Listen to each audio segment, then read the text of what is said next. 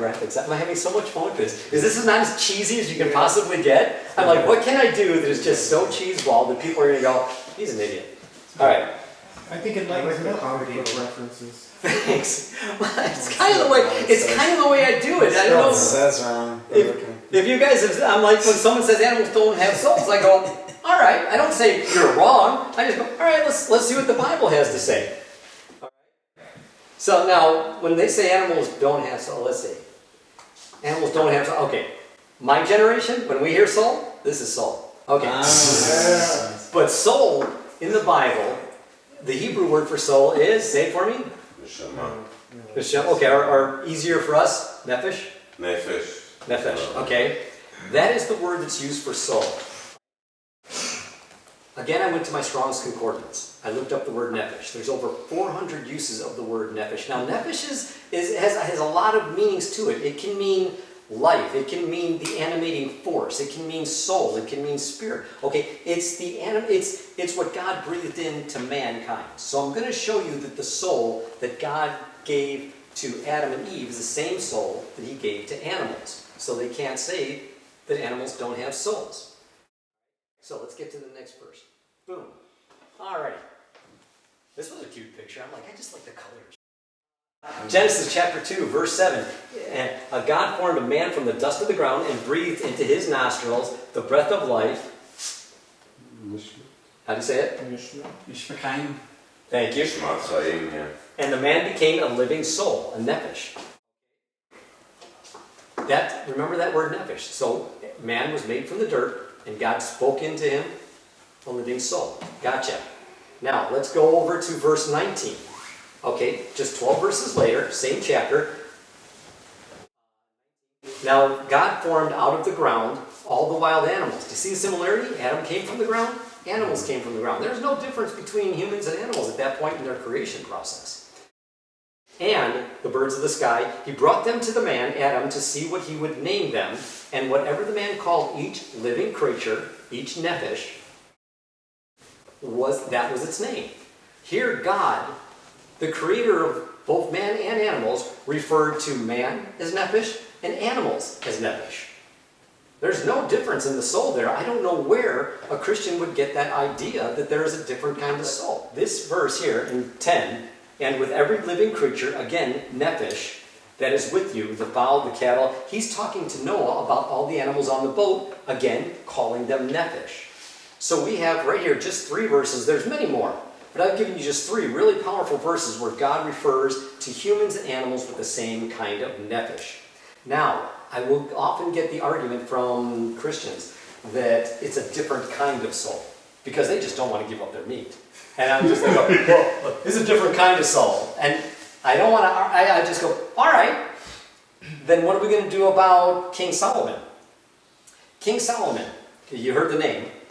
This guy was great, and he works out good for us because King Solomon, it's like God came to King Solomon as a magic genie and said, I'm going to give you whatever wish you want. Okay, how cool is that? For me, that would have been a Batmobile. Thankfully, King Solomon had a lot more in his heart, and he thought better, and he said, God, give me the wisdom to rule your people properly. And God said, all right, and made King Solomon the wisest man on earth. So let's see what the wisest man on earth, according to God, according to Scripture, according to the Bible, they believe in. You see how I'm using what they believe? Not what I'm telling them. I'm using what they believe. According to the wisest man, that which befalleth the sons of men befalleth beasts. So that happens to men happens to animals. One thing that happens to them, just as one dies, the other dies. Yea, they all have one breath, so that a man has no preeminence above a beast for all his vanity. Even though they're equal. It's right here. King Solomon is saying they're the same. But here comes something even more fun that I found. When I looked at this word breath, it translates ruach. Did I say that right? Ruach. Okay. It's so good having you here because you can tell me if I go off. Then I kind of looked at in the concordance again to see where that word ruach was used. And I noticed in Genesis chapter 1 verse 2, and the spirit, the ruach of God was hovering over the waters. We just described God, humans, and animals all as the same kind of spirit. You can't, a carnist cannot tell me that they don't have the same soul. We win. Does that make sense? There's one more thing I can give you from this soul argument. Okay, this was so much fun for me. And it's not often you get it, but you will get a Christian who sometimes say, well, you vegans, you murder plants. Right? And you want to fight that? It's so easy. It's so easy. Genesis chapter 1, verse 29 and 30. Once again, God said, I've given you every herb-bearing seed which is on the face of the earth, and every tree and all the fruit, and to you it shall be for food. And to every beast of the field and fowl of the air, and everything that creeps on the ground, wherein there is nephesh, there is life, I've given you herb for food. And it was so. Right here, according to the Bible, plants do not have nephesh. These verses say God gave nephesh, life, breathed the breath of life, the nephesh soul, into humans and animals, and then said food that he didn't breathe any nephesh into, you follow that? Plants will be your food. It's very simple. God said no, and plants don't have life. They might be alive, and we might be able to end their life, but we're not killing them in ending a soul the way killing ends the soul of a human or ends the soul of an animal. Yeah. Do you see how powerful that can be? I want to say something. Yeah. In Hebrew, I think it's most of Hebrew speakers would not even think about it, even though it's right in front of our eyes. The name, I have a shirt in Hebrew for Israelis to understand. The word for animals in Hebrew is Ba'alei Chaim, okay? And it literally means life owners. Ba'alei, it means the owner. Chaim means life.